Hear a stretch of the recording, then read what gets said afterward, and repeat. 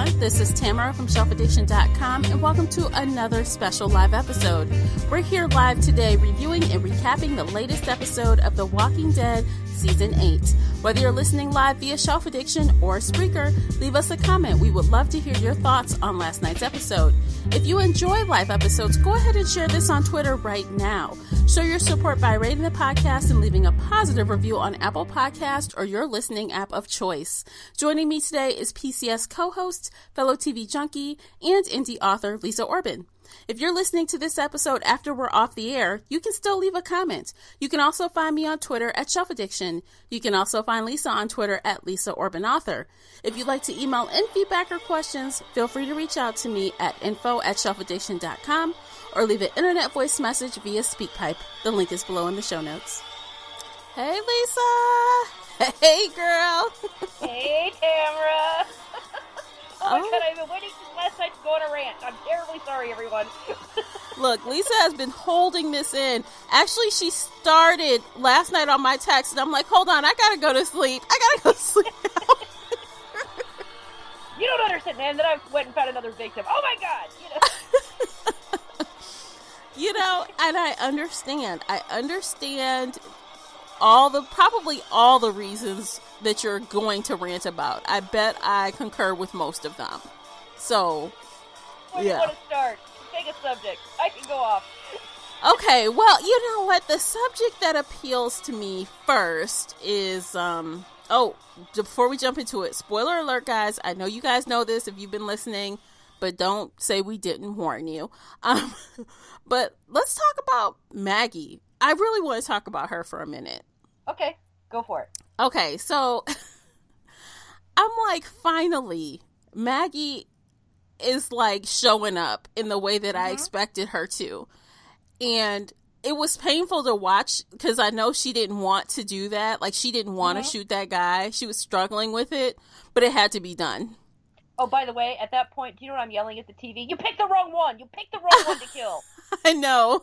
It should have been the blonde with the stringy hair, the one that's been causing all the problems. Him, that's who she should have killed. Yeah, but guess what? Now they know that she is not soft, and she will kill you. Although, honestly, if she didn't kill him, she probably should have killed Gregory, because that really would have made an impact. I will kill you all. You know? Well, she wanted one of Negan's people, like eye for an eye. Yeah, but technically, he was. Yeah. He may have been there in Hilltop, but he has been since Negan showed up. Negan's. Oh, for sure. You know, so everything he's done is to save his own butt and to please Negan. So actually that would have kind of, to me, shooting Gregory would have been a little bit more profound, simply because it would show everybody, I'm willing to kill, to keep this thing afloat. So, yeah. But I do agree. I think she made the right choice. It was a hard choice.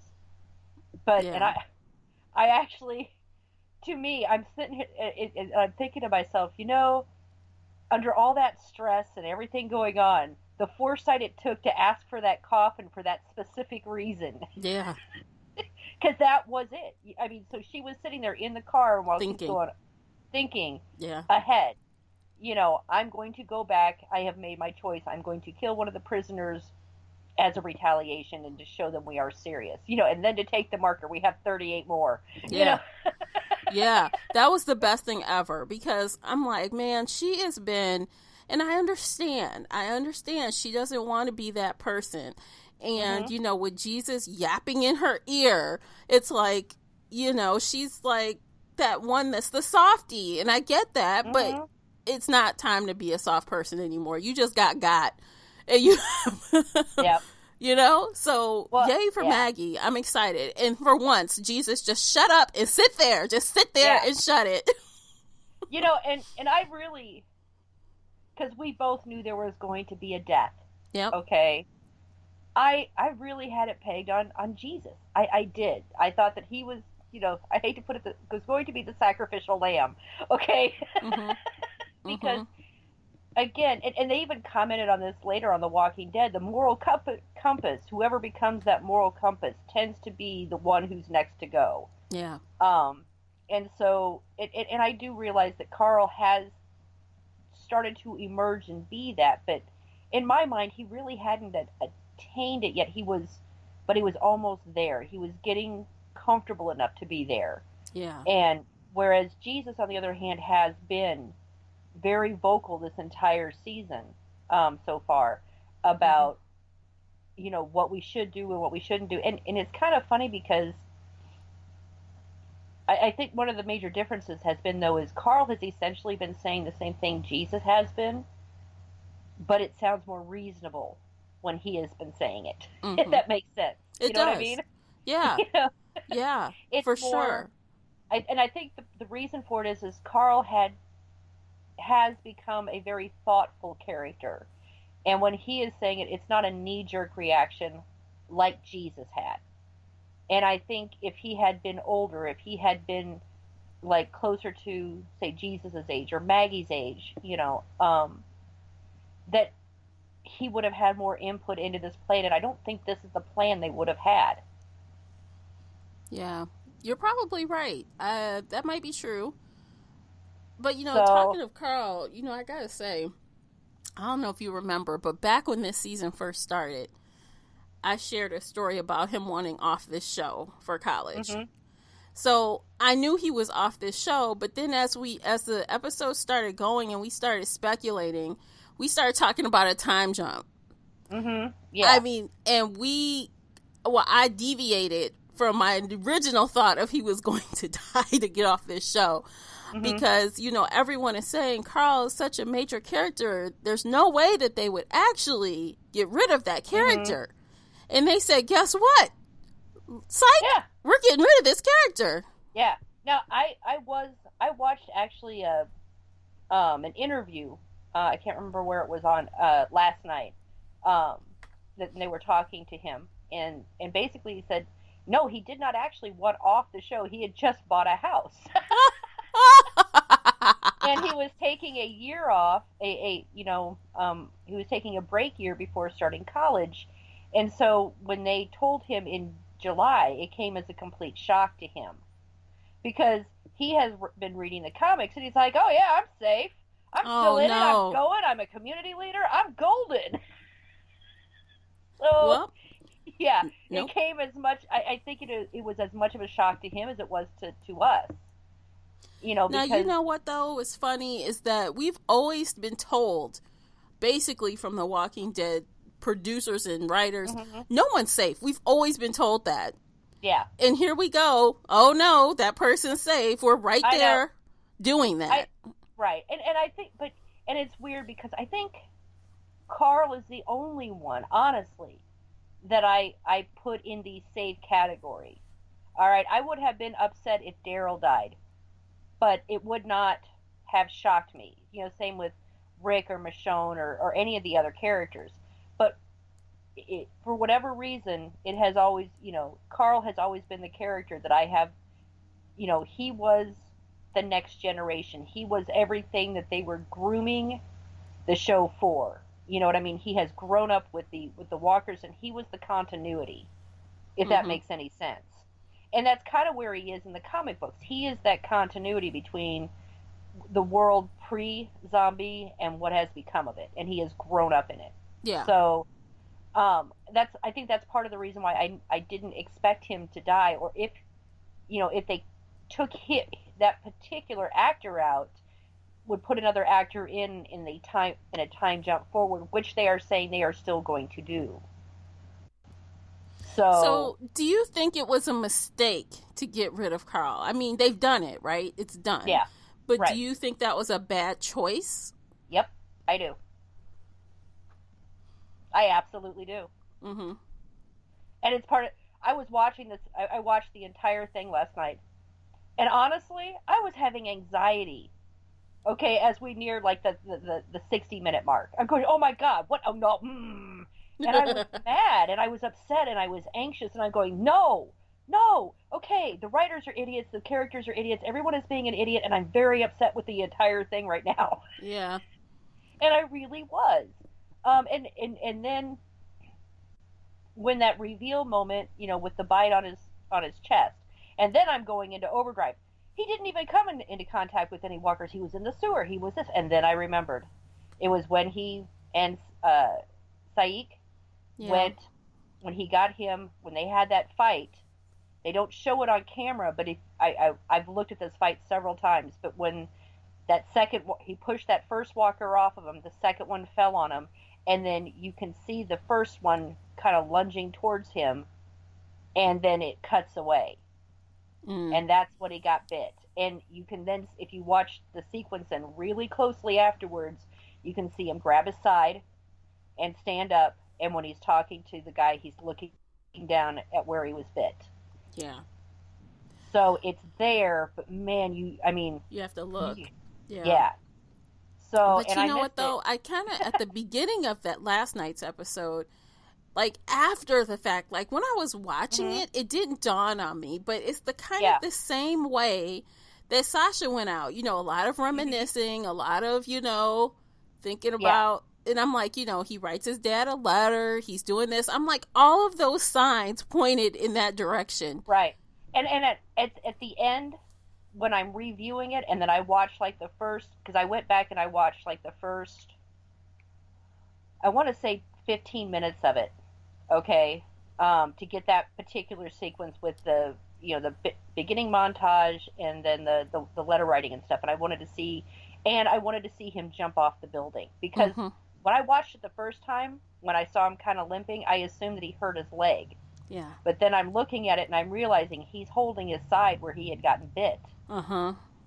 And if you look at, when he's talking to Negan, and Negan says, "Boy, do you want to die?" And you could see that absolute sadness in him when he goes, "No, I don't." Because right there, that's the first time he is acknowledging to any other person, "I'm going to die." Yeah. And soon.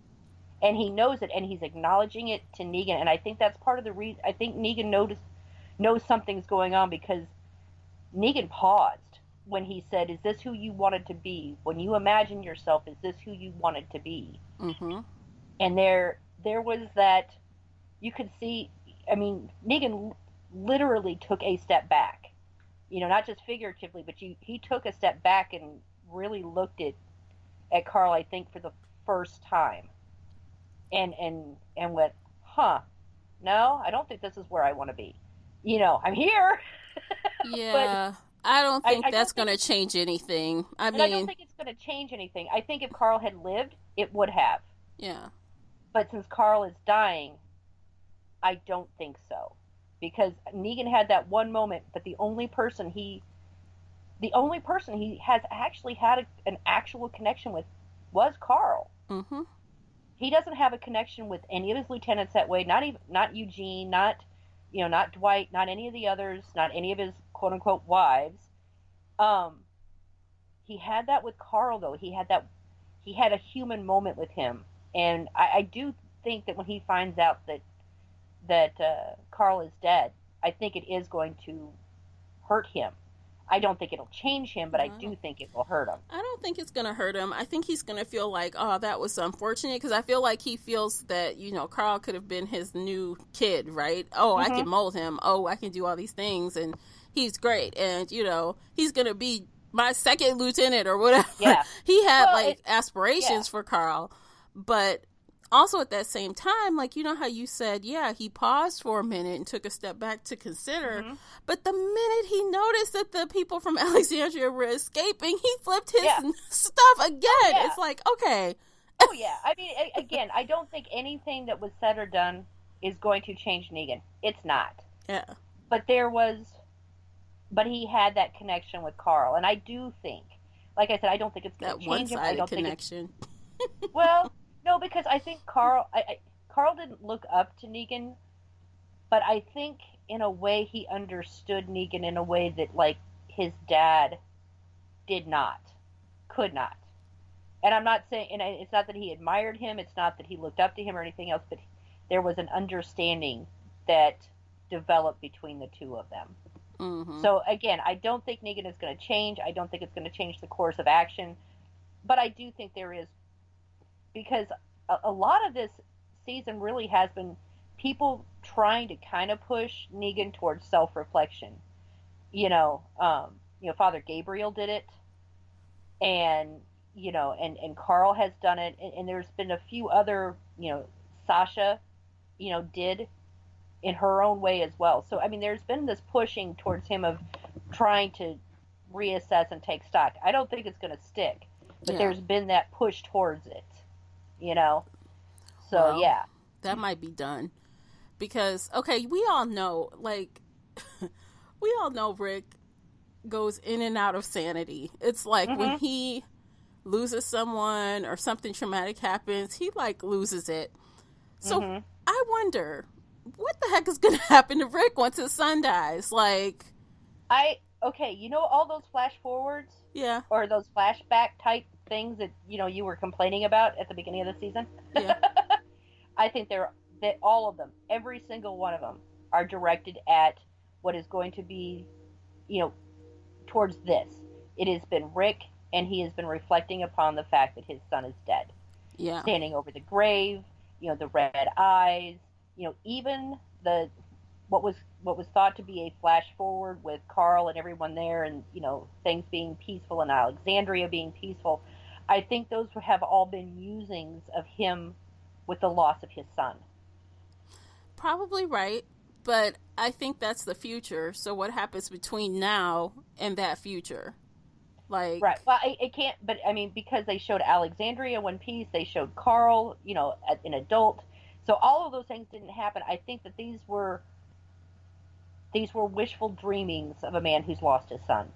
yeah, that makes complete sense.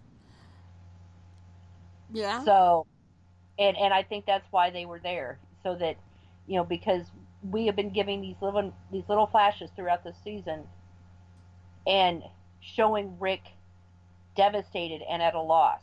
Okay, but we had no idea why. That we made assumptions. They lost the battle, they, Michonne, so on and so forth. But it is a man who has lost his son, who he has been grooming, since this whole thing began, to become the leader he knew he couldn't be. yeah. I don't know. I think that that is a true or accurate assessment, Mm. but I think like immediately when we come back to things, I I just don't think that's where it's going to pick up. I mean, there's so much going on. I think Mm-hmm. I still think even though that's not like the future, that's Mm-hmm. not where the story's going to pick up. Right. Well, and because they have given the set ending already, they don't need to even pick it up there. They can even pick it up, with the group going forward and everything else, because we've already had Rick reminiscing through this entire season. We just have to recollect it. Mhm. you know, by the Yeah. way, this is where I'm going to throw in my first complaint, my real first true complaint. Okay, go for Okay, it. if they had sewer systems down there that they could all skinny down into in case of emergency, why did they not take all of their extra food and personnel that they, non necessary personnel, non fighters, and stick all of them down there just in case things went bad? They would have been down there for a long time. Well, not necessarily. They could have had all that stuff set up, and at the first sign of Negan pounding at that door, they all could have dropped down in those sewers. Yeah, that's true. Done. Kind of They're just being gone. proactive. Gone. I mean, he would have opened up on an empty city as if they had never been there. He'd have no idea where they went. None. Yeah. But you know what, though? I think they still, I guess, could have rigged things to blow up. But this way, yeah, Negan is not going to take that city. He's not going to use it because everything's burnt to a crisp. Right. I don't know. Maybe. Yeah. And here's my other thing. Okay. Honestly, what they should have done is not actually put everybody down in the sewers. When they first came up with this plan, what they should have done is they should have loaded up everyone and they should have driven them over to Oceanside. The ones that weren't going to fight. The old, the sick, the injured, the children, because they wouldn't have turned them down. They may have been mad at them, but if they had been, not the able-bodied, not warriors, but if they had brought in the weak, the sick, and the children, Mm-hmm. they wouldn't have turned them away. They couldn't have psychologically turned them away. If they had all just shown up and said, Negan is after us, they would have taken him in. and they would have been completely out of the equation. And they could have done that at, the Kingdom. They could have done that at Hilltop, and they could have done it at Alexandria. And all the non-combatants completely out of the way. I think you give Oceanside too much credit. I don't think they would have taken them. I do. I mean, they don't let anyone near them. They have traps and all these other things, especially with the old lady. But now, the old lady's gone. But the thing of it is that they had done basically, without the shooting, if they had sent those people there unarmed and just had them wait, okay, and let Oceanside, contact them, not the other way around, I think they either would have taken them in or at least let them stay there, out of the way. Under guns, probably under like a prisoner situation, not necessarily prisoner, but under you would be watched. You're not just a part of our community. And that would be fine, because it's still preferable to be with Negan. Yeah, but speaking of Oceanside, I mean, I understand that Aaron and Enid wanted to do something good, but that really turned into just the worst case scenario. Poop sandwich? Yeah. Big time. Yeah. Oh, yeah. And the thing I don't understand, I mean, okay, Enid is young, and she's high-strung, and she always tends to react without thinking. She has done that all throughout. But, man, killing the matriarch, bad move. Yeah. Because you could say, I mean, she didn't have, I mean, he was down on the ground, but she hadn't shot him. She had just knocked him down. Yeah. And she was obviously standing up. So, yeah, I mean, Enid truly overreacted. Like, oops. Like, we wanted your guys' help. They're not going to help anybody at this point. Like, unless somehow that woman survives and she doesn't die. I don't think so. I think she is dead. Yeah. Yeah. So, I don't know. She screwed them. Yeah. So, that's a whole new basket of worms we're going to have to deal with. And God only knows what's going to happen with the trash can people at this point. And honestly, what they should have done is none of them should have gone back to their home bases. Again, get the non-essentials out of the way. Don't have to, at this point, a place is a place. Okay? That doesn't matter. What they needed to do was concentrate on Sanctuary. Instead of leaving just, was it 4 or 5, sharpshooters, they should have kept that building surrounded. They should have been, and in touch with each other. Because nobody knew what was going on. Is they were too cocky. What it was. What it was? But it was, but they were too cocky. They said, okay, the walkers are in there. They're not going anywhere. They all had that assumption that they're not getting out, and even when Daryl kind of went against the grain and opened up the wall, they still assumed, they're probably dead. They did not get out. Like, everyone was too comfortable. Right. And that's, I mean, and that was one of the things that I was really railing against. Is the fact is every military person knows, and anyone who's ever made a plan knows, nothing survives first contact. Nothing ever works out exactly as planned. I don't care who you are or what you're doing. From planning a vacation to planning an invasion, nothing ever goes 100% right. You always have to have flexibility, and you always have to, be able to make a new plan or fall back on an alternate plan. Yeah. And they didn't. That was, I think that was my single biggest complaint about all of this is they did not have a backup plan for anything. No. Not if Negan got out, not if the walkers, strayed, not if, anything. There was no contingency plan. Again, in Alexandria, if nothing else, they could have said, okay, we're going to take half of our supplies, put them, in the sewer just in case things go bad. And if they show up here, we all drop down to the sewers and pretend like we were never here, that we were gone, and let them wonder where we are. Yeah. Hilltop could have done the same thing. The Kingdom could have done the same. They could have all had their own contingency plans just in case.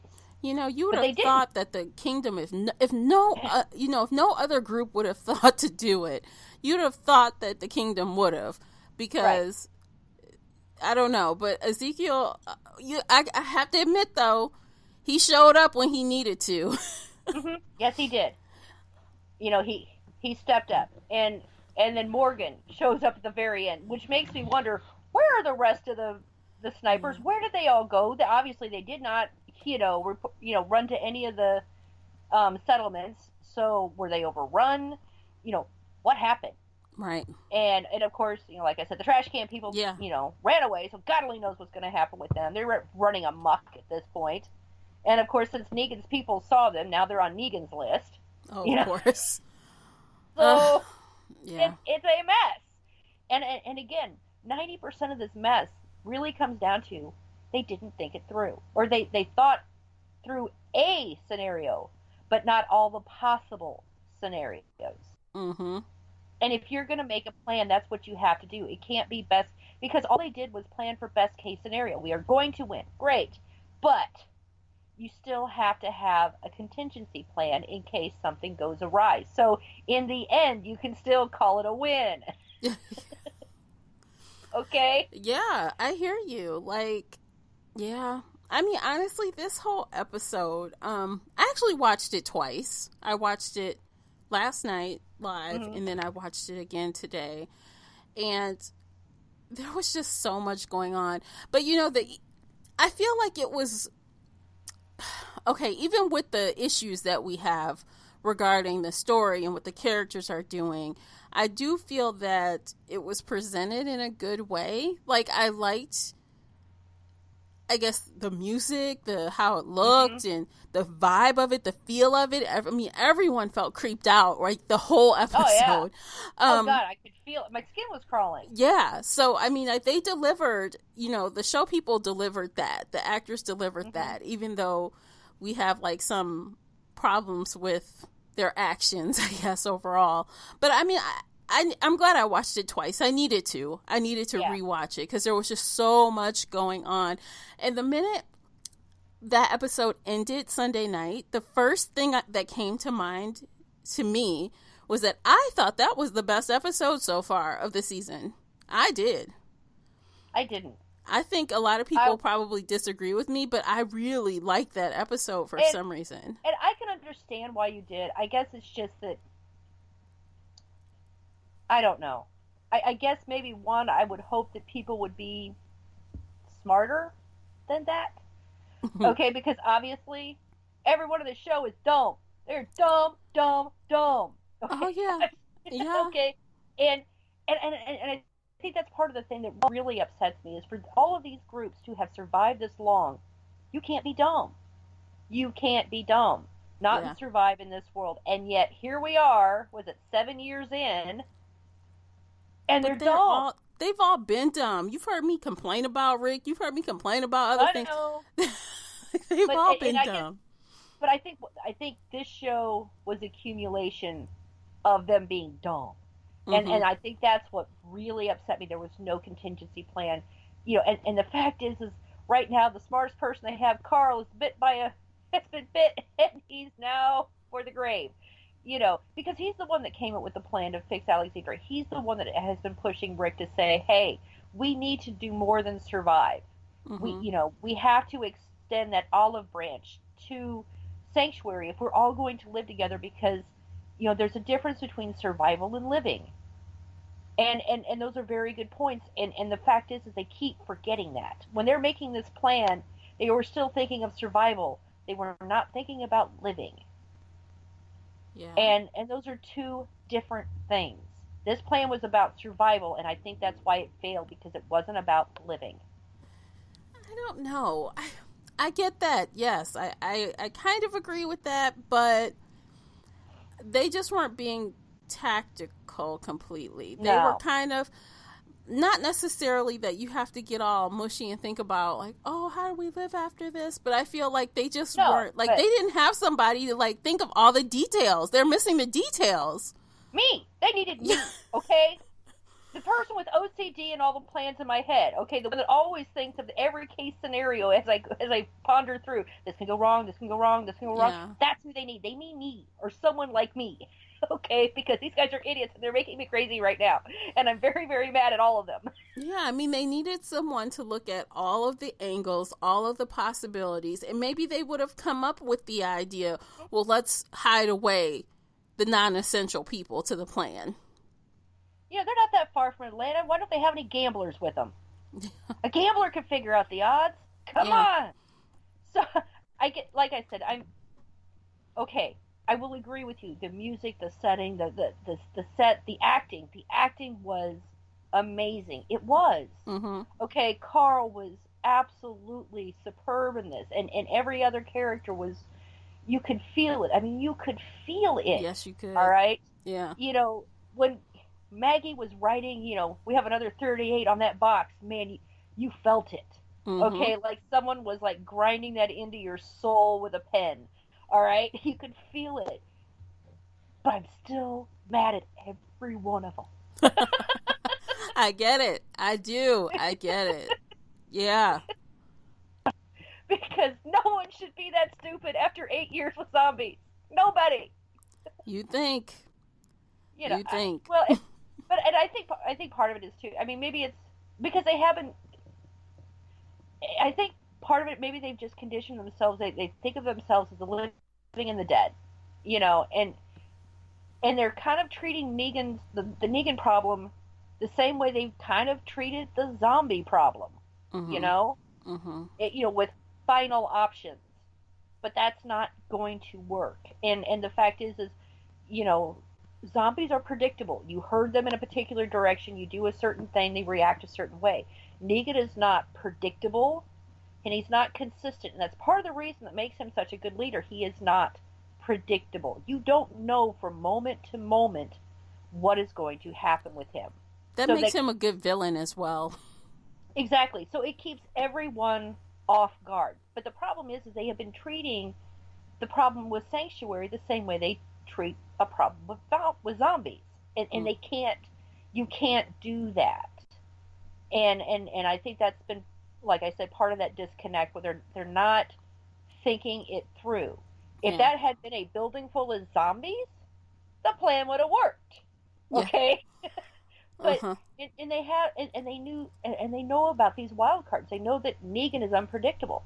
They know that Eugene, for all of his issues, is quite brilliant. In fact, he looks at things in a different way. He looks around the corners. He's the idiot savants of MacGyver's.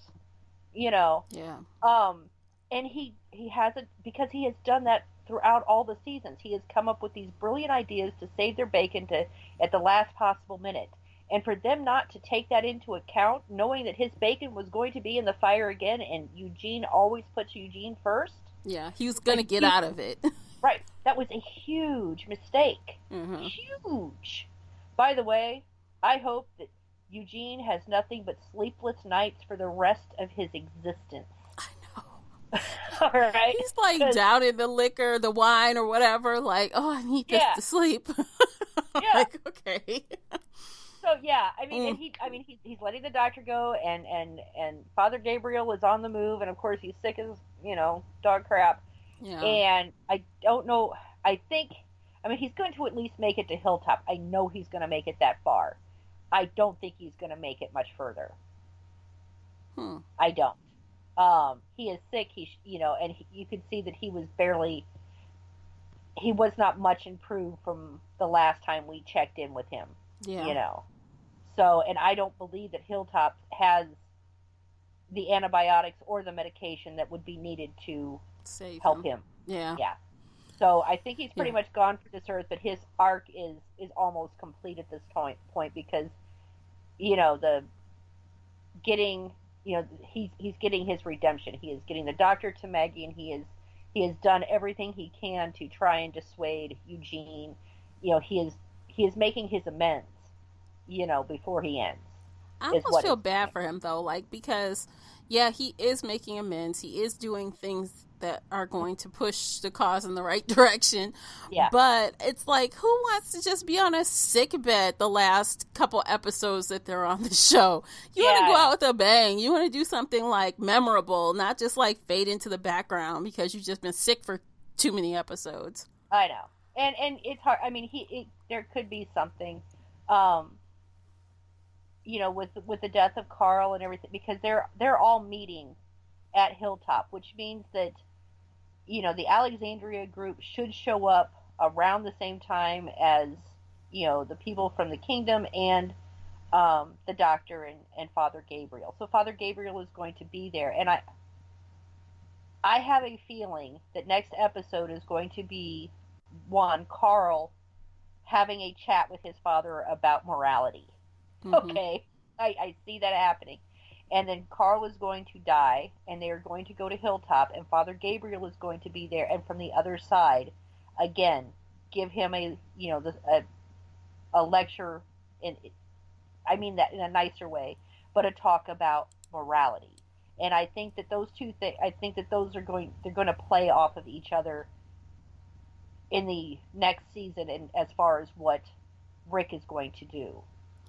I don't know. I might be the only person who feels this way in the world.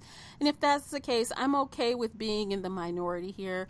But sometimes I'm getting a little sick about all this morality. I'm getting tired of it. I understand. But, I mean, again, the thing of it is Father Gabriel has been saying the same thing. What are we going to do after? Yes, we know it. We all know it, though. And Jesus is going to, and that has been Carl's thing pretty much this entire season since they first ran into Saeed. But it's like for some of the for Rick and for Michonne and for a lot of the Alexandrians that came with Rick, for Daryl, the morality, they have lost themselves in the survival of the moment, and they are forgetting their humanity. And it is important to remember that, because, without that, there is no difference between them and Negan. And and even a step further, there's no difference between them and the zombies. I guess what I mean is, to mindlessly kill and mindlessly do things. Well, I think what I mean is this. Do they have to hit us on the head with it? We understand that they want to be the more moral group. Don't treat the audience like idiots. Do you have to keep spoon feeding it to us every single week? Like, hitting us on the head with it. We already know this. You can show us through their actions and their behaviors and their character growth that they're trying to remain, moral, and that they all kind of are abiding by the same rule. We don't have to hear verbally every week, morality, we need to be better. I mean, oh my God, I understand. We all understand. The characters understand. I think what part of it is because, and again, I can't disagree with you on that. I can't. But I also think part of it is that, they are, at this point, Rick's group and Negan's group are almost identical in motives and actions and in behaviors. They are almost identical at this point. If you look at what Daryl has done and a lot of the other characters have done, since, about halfway through last season, they are becoming Negan, whether they want to be or not. They may fight against him, but if they don't change, they are going to become him, when they win. And I think that's been part of the whole moral argument that we've been seeing back and forth between characters, and that's what they're setting it up again is, there comes a time and a place where you have to decide, are you going to be the good guy or are you going to be the bad guy? And a lot of the characters from the from Rick's group have chosen to be the bad guy for what they consider good reasons. But see, which is exactly what Negan does. Yeah, but for where I sit, that's okay, because that doesn't mean they're going to be Negan. Maybe Daryl, maybe Tara, maybe they run off on their own and do something else. Maybe, they've each had to deal with different things that not the others haven't had to. They all have their own different things that they have to deal with. And so, yes, he is kind of thinking about, Daryl's about getting revenge on people that tortured him for weeks and months or however long he was there. And to me, just to keep the characters fresh and keep showing development, it might be okay if they split. It might be okay if there's becomes another group that necessarily doesn't believe either way. I mean, I don't think that's necessarily a bad thing. Why does everyone have to keep thinking, like, why do they have to have the hive mind? They don't. Well, I don't think it's really about the hive mind. I think it's more about the justification. You know, I mean, you know, are we fighting for a better world, or are we fighting to be the top dog? You know, we want the same world, but we just want it flipped so that we're on top. Daryl is doing neither. He's fighting for revenge. He wants revenge for what they did to him. He doesn't necessarily want to be the top dog. He doesn't want to be Mr. Morality. He wants revenge. And Tara, too. And I get it. Okay. I'm just, like I said, I guess my issue, you know, I don't have as much problem about the morality thing, you know, with the lectures going back and forth, as I do about just the asininely stupid planning ideas, you know. But I think part of that, our differences go to, you know, our own personal perspectives on things. Yeah. I'm a planner. I plan everything. Yeah. Okay. Yeah. I have lists and I plan everything and I know what I'm doing every day. Okay. And I have a contingency plan if it doesn't work out. Yeah. That's how I live my life, you know. So so for me it's that part of it is much more of an issue to me, because I'm looking at that going, basic reasoning says you should do this, this, and this, and as basic reasoning if you are going to attempt something that what the massiveness of what they are attempting. Yeah. You know, and then there's even that part of it that just goes, I understand they all have their homes and they've established themselves and other places aren't necessarily better, but they could leave. They could have sent, you know, while they were dealing with Negan and playing the good little lambs, which they could have done. Okay, instead of all of them, you know, having a ruckus, they could have said, okay, we're going to pretend to do what he wants. And they could have been sending out scouts to look for someplace else that was safe. They could have done that too. But they wanted to hold Alexandria. They didn't want to leave it because it was such a great, like, spot. They didn't want to leave it. But, you know, there also comes a time when you have to decide, is a place worth everything that they have lost for it? Right, yeah. Well, I mean, they have lost a lot. They have. You know, and now they have lost Alexandria. So all of those losses, all of those casualties have been for nothing, because they have lost the one thing that they were all fighting to keep. That their justification for even doing the fighting. You know, they were trying to save their home, and now their home is gone.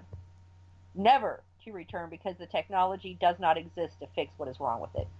And that's all the more reason why they're not going to stop now, because you're going to go this far, and you lost your home, and in Rick's case, you lost your son, and, you know, you're not going to stop. You're taking him down at this point. Yeah. You've got nothing to lose anymore. Oh, yeah. Now, I do know, since they have made this deviation, okay, with Carl, okay, because Carl was supposed to live in the comic books. In the comic books, Negan also lives to come back and, you know, raid on their parade another day. So I am kind of wondering for story arc if they got rid of Carl to get rid of a barrier between, you know, Rick killing Negan.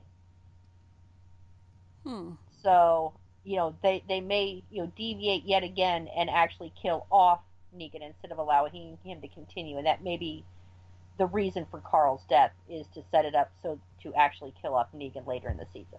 And I wouldn't hate it. I wouldn't hate it. And I love that actor. You know, Jeffrey Dean Morgan is the bomb. But I'm over the Negan character. I'm ready for another villain. Yeah. Or even not... You know, the thing of it is, I would actually like to have a season, and we have had a few seasons, and they haven't been bad ones, where hasn't been necessarily a bad guy. It's been about... Surviving. Yeah. Okay? And I honestly, and I mean this from the depths of my soul, next season, I would not mind a season where there is no Negan, there is no big bad, okay? That it is these guys regrouping and going, oh God, we now have to be civilization. You know, what are we gonna do? Yeah. Okay, because again, they have lost Alexandria. Now, they have had so many losses in personnel at this point, it would make sense everyone from Alexandria who survives to go over to the kingdom. And if they could get, you know, and to make nice somehow, God only knows how, with the Oceanside people so that they can set up, you know, their own little trading and mutual protection society. Yeah. I am pretty sure at this point that if they win the battle and they bring back Oceanside, all of their guns, plus like 10%, and the news that Negan and his group is completely destroyed, that while they still wouldn't be welcome with open arms, they would be accepted. You know? Yeah. Yeah. Okay? If they made amends. All right? But I think that and what I am genuinely hoping is not going to happen is that they get rid of Negan this season, they're starting to rebuild, and then we have the trash can people come back and be the big bad. And I don't want to see that happen. I absolutely don't want to see that happen. I will get very irate at that point. You're like, okay. I will be very irate. I'm warning you. I'm warning you guys. I'm warning you. Okay, you have a year to figure this out. Okay? It will not be the trash can people. I will lose all respect for you. Yeah. Okay? And I would. Because, one, they would make a very bad antagonist. Because they're not good people, but they're not bad people. And they basically, I mean, they are literally the essence of chaotic neutral. They are neither good nor bad. They are mercenaries at heart. They go through kind of like locusts, but they don't go out of their way to cause a problem either. Yeah, for sure. So to set them up as the next big bad would just be completely out of character for everything that they have been since we were first introduced to them. I agree. I hope they don't do that, but I could see them maybe leaving or... Leaving is fine. Yeah, or even... you know, some other people come and try to settle in their area or around them. And then, you know, maybe the trash can people are again in that same who are we going to help type situation. Yeah. Because I can't see them staying loyal to any group, period. No. So, you know what I do kind of hope happens? Okay, just because this is the malicious part of me. I am hoping before Rick's group gets rid of Negan and his group that Negan goes after the trash can people because they know where they are and they're pissed off. Okay, because it's when Negan gets back to his group, he is going to find out, because he doesn't know yet, that the trash can people, at least briefly, were aligned with Rick again, which means he now knows that their alliance is lost. They did not stay bought. And I do kind of hope that Negan goes in and basically wipes out about 90% of them. You know, they can let a couple of them, and I can't remember her name right now, the leader. Do you remember the name Jada. Right now? Jada, thank you. You know, she can live and one or two other people from her group, and they go crawling back to Rick going, oh, God, he got us. You know, that I would be fine with. Okay? You know, Jada might survive just because of her perfectly straight bang. I know. How do you do that in the apocalypse? Okay, I don't know. I don't know.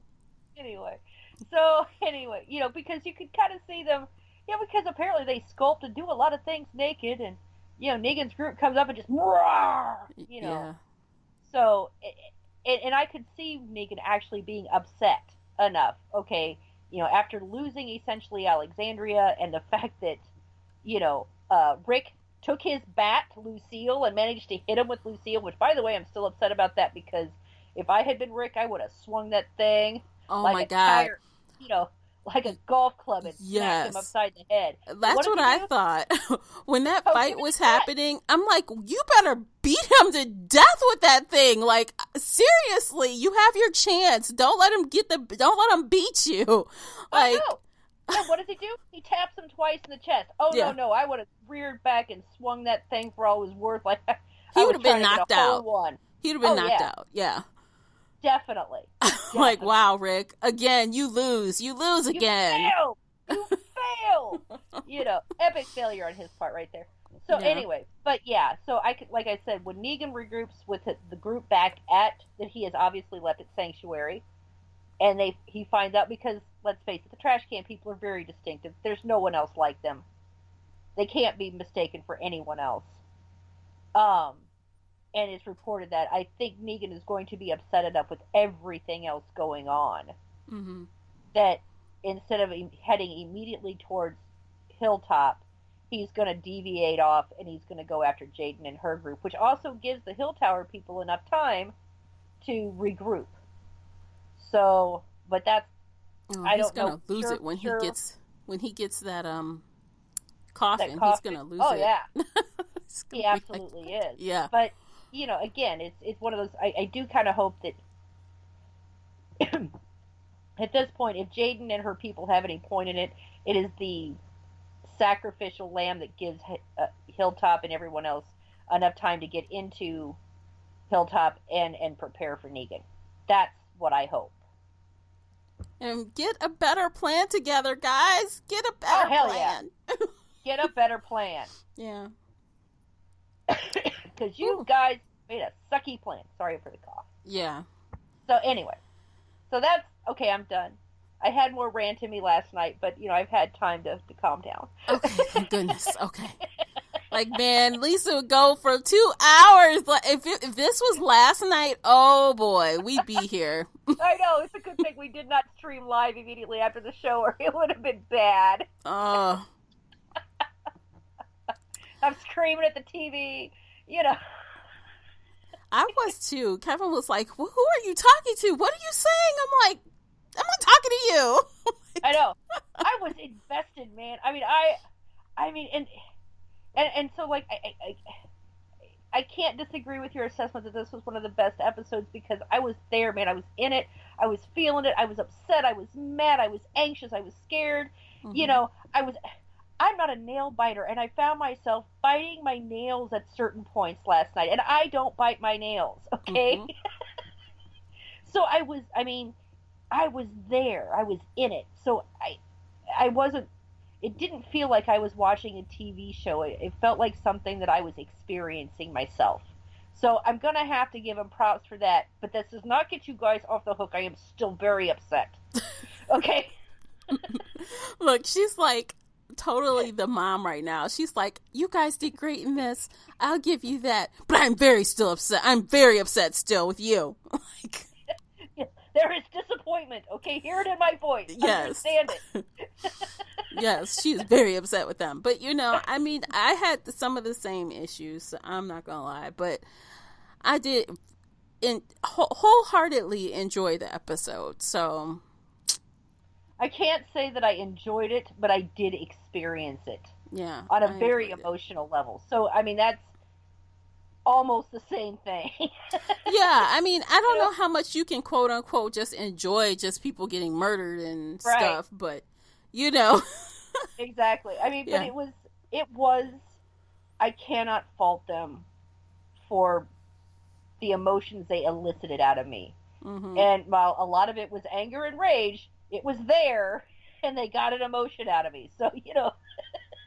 Any emotion is better than nothing, like, bleh, you know? Yeah, like, exactly. It didn't, I mean, it wasn't something, I mean, it wasn't something that I could turn away from. I didn't get distracted. You know, my phone rang, and I didn't even look to see who called. I just hit swipe to, you know, dismiss until, I'm like, I'll get to you later. Yeah. You know?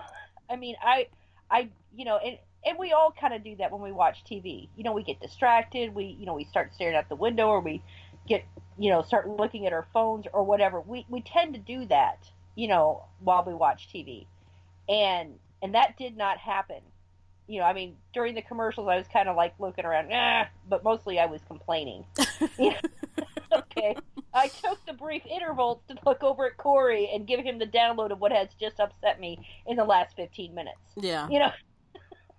Well, we know all the reasons. Now, look, just give us the rating. Now that you've downloaded all the reasons and we know. So what would you rate it, though? I don't know. Can I rate it both a 5 and a 2 at the same time? Yeah, I guess so. And it comes together at what? A 3.5 or something? 4.5? Yeah. 4? I don't know. Yeah. So, yeah, I mean, because I didn't, it was, God, it was good, but I'm still mad. I'm mad. Well, I am not as mad as Lisa. Not by a long shot. I'm surprised that I'm not as mad. But I would give it a 5. I was there for it. 120%. I was there for it. I wasn't entirely surprised by the Carl being killed, but I kind of was at the same time, if that even makes any sense. Like, it does, because when it happened, I wasn't shocked. I was upset. Yeah, I found myself saying, "No, oh man, that sucks." Like, yeah. Oh. But so yeah, I mean, that's and like I said, and then Saik says, he got it coming to get me, and my first thought was, but you were already in the sewer. What do you mean coming to get you? Did you leave the sewer? Did he have to go get you? What is going on? And then, the process started, and I'm like, oh God, he's been bit for a couple of episodes. Yeah. God, I hate you all. Yeah. So, yeah. I mean, who knows? Maybe we'll get a flashback of some sort, but I kind of think it might be done. I think it's kind of done. They're going to move on. Now, like I said, that I was watching that interview, with the actor that plays Carl, and he did say that for the rest of the season, there are going to be brief flashbacks to him for it at specific times. But he as a character is not, he's not going to make a miraculous Glenn recovery, like under the trash can or nothing, there's not going to be a last minute save or anything, but he will have a little bit to do yet with the rest of this season. Yeah. And then of course, as the seasons go on, they may occasionally perhaps flash back, but that'll be, that'll be it. They'll always reserve a flashback or two for Rick. I mean, anytime he gets into something, he's probably going to think about Carl. I mean, that's his son, so. Yeah, exactly. I did, and I forgot to send you the link for it. I did come across, and you might look it up on YouTube, but I came across a thing that said, is this the premonition for Carl's death?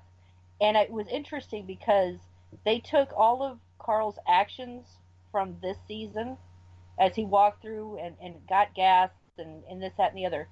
And they are the exact same things that they match up almost identical to Rick in the first half of the first season. Carrying a gas can, and even him peering in the window right before he met Saeed and looking in, there's another almost, movement by movement, with Rick from the very first episode. So I thought that was actually kind of interesting. So I guess they were trying to tell us throughout this entire episode something bad is going to happen, but they were doing it very subtly. But it's there, these mirroring of actions, and I did actually enjoy watching that. It was really kind of interesting because some of them I caught, but a lot of them I didn't. Because it's been so long since we've seen season 1. Yeah, for sure. Wow, I'm gonna check that out. Send me the link because that sounds interesting. I'll have to find it again. I'll have to find it again. But yeah, I did. It was like, I think the thing was like 8 minutes, 10 minutes long. And it does go off to other things, but I thought that was interesting. Okay, well, if Lisa finds that, you guys, I will add it to the show notes if she happens to come across it, so you can give it a look-see. Yep, and I'll try to look for it tonight. Okay, awesome. So, are we done with this episode? We are coming in at an hour. I know, I'm done. I'm done. Sorry, guys, I'm done. Okay. I told you on the tweet this morning that it was way too much for a tweet. She did warn everyone, so we're okay. You did warn us, so it's all good. I hope everyone has a good week. Yes. Have a wonderful week. Thank you so much for streaming and downloading and spending your hour with us today. And if you watched this episode, and we know you did, tweet at us and let us know what you thought, or call in and leave a voice message. We might play it on the next Pop Culture Sunday. It's super easy. Just click the link. You can do it from any cell phone. And yeah, give us your feedback. So that's it.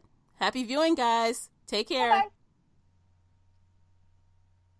If you enjoyed today's The Walking Dead special live episode and you would like to show your support, there are a few things you can do. Head on over to Apple Podcasts and leave a positive 5-star review. You can follow both myself and Lisa on Twitter. Please follow the Shelf Addiction Podcast on Spreaker, the only place where you can listen live and get broadcast notifications so that you never miss a live episode. Most importantly, you can share this podcast with friends and family that enjoy The Walking Dead.